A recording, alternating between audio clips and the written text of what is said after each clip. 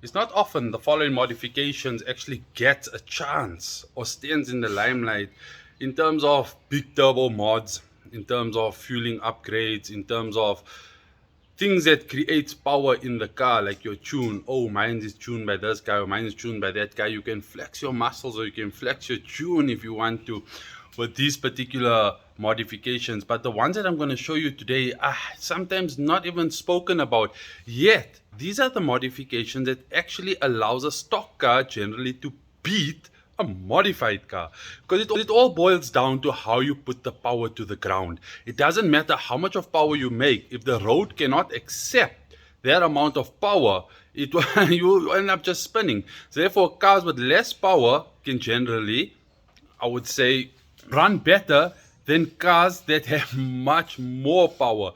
It all comes down to how you put it to the ground itself. So for me, if I had to remodify the BMW 1M, where would I start? I would have actually started from the suspension up and put myself some nice good tires on there and so forth, and the car would have been much more enjoyable to drive, would have had but nonetheless, these are the modifications that we need to talk about today, and they're actually quite cheap. And so in the background you can most probably hear diesel snoring, but let's start it off with this cooler box of a modification.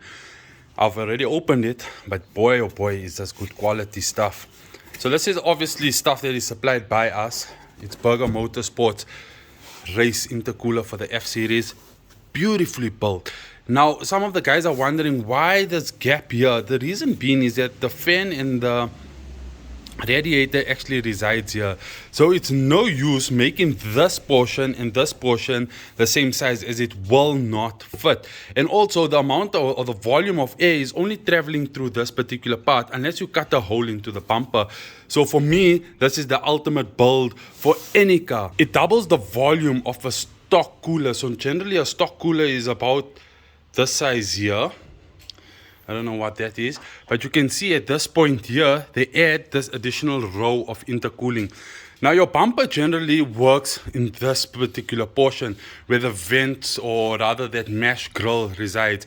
Here on top, not so much, but that added volume is still going to create some sort of efficiencies because there's a fan behind it, and some of the air can be drawn to the top as well. But here on the side is where it gets interesting. You see the maximum width of it is here. So I think this is 7 inches here, but here on the top I'm sure it's about 5 inches or 4 inches here on the top. And again, for the reasons as previously explained, it's no use having this additional portion on the top, because otherwise you'll have to run an auxiliary fan on the outside, or another fan, or a different radiator, or cut the bumper, or do something stupid. So this design is pretty decent, and the build quality is exceptional. You can have a look at the welds as well. I mean, absolutely fantastic. Running an intercooler on your car, does it create lag? Doesn't it create lag? I think it will be very minimal. But what is interesting is that having a bigger intercooler on the car reduces the intake temps, and with the reduction in the intake temps allows your timing to be a lot more consistent. Hotter air into the car will reduce timing, as it's not as efficient as cold air. Now going and making an intercooler and that's all well and good, but have a look at this here, OEM style fittings, so that your fittings clip on. You have the C-clip that goes through here, so you don't have the boost pipe popping off or sitting like this or like that as soon as you're in a race, and then you have to have all of those race excuses. So this is the first modification that can be done, and this modification can be done even on a stock standard car. Doesn't require any tuning or anything to take full advantage of it.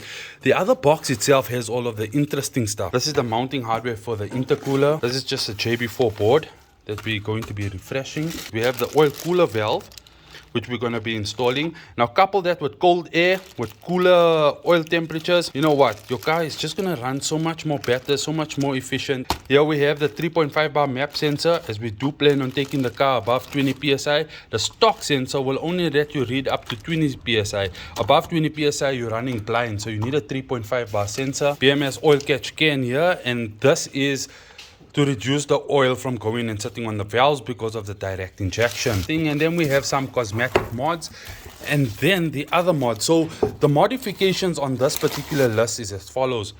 So we would not consider this as a modification, but rather as a cleanliness aspect to the internal combustion of the engine. This is an external mod, so this is just the oil filter cap in metal, so that we wouldn't consider as a modification. The oil cooler we'll consider as a modification. The 3.5 bar we'll consider as a modification. And here we have the diff brace, and this is what wins races. This reduces wheel hop. This keeps the rear stable on the car itself. So the more power you can put down to the ground, the more you'll win races. And things like this here adds to it. It's no use adding a tune, then adding a downpipe, and after adding a downpipe, you add methanol injection and you can't put the bloody power down. Put this onto a stock car with a good set of tires. I'm 99% sure a stock car versus a car with this particular modification in it, this car will be the winner at the end of the day. So from 0 to hero in a matter of a day, it took us quite a bit of time because the intercooler, yeah, we needed to fit these new black grills on, the double slated grills. And you can see the new intercooler there at the bottom with the custom stenciling there at the bottom. It fills up this entire area beautifully. I would have to see the logs after the customer has actually gone through and did some nice hard pulls on this particular vehicle. So you can see the oil catch can sitting here, absolutely beautifully designed. Retains the OEM bolt here on the side. You adjust it here. This was a bit of a pain because this is plastic to turn it. I was very skeptical. I didn't want to break it. It was brittle with all the heat cycles that this goes through. Maybe I should have got the new one and just slap a new one on, but if it does break, I will eventually change it. But for now, she's still good to go. You can see how clean the oil filter housing as well as the oil filter cap itself looks now with the new black inserts. We got the two on the top, we got the lid on the side, and then we have this top one here for the actual oil filter cap. What we're busy now with is just installing the OBD2 cable in for the JB4, but the rest of the stuff has all been done. 3.5 bar map sensor in on the inside as well. So I don't think many of us understand the benefits of a diff brace, but if you can put stock power down, I'm telling you, you can race a tuned car and you most probably will sit very close to it.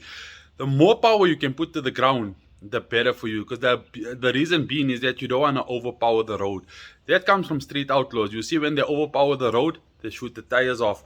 Hope you guys enjoyed this particular one. No big turbos, no drastic modifications, but what we have done is simple modification that will allow the car to drive efficiently and drive smoothly as possible. The benefits of these here, you can Google them if my explanation didn't make much sense, but nonetheless, let's have a look at the car. So we have, I think these are M2 type wheels or M8 type wheels, not too sure.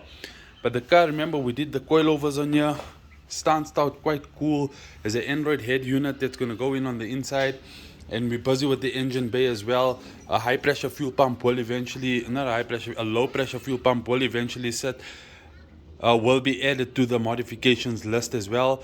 And yeah, we neatened up the JB4 harness. We're pretty much good to go on this particular build.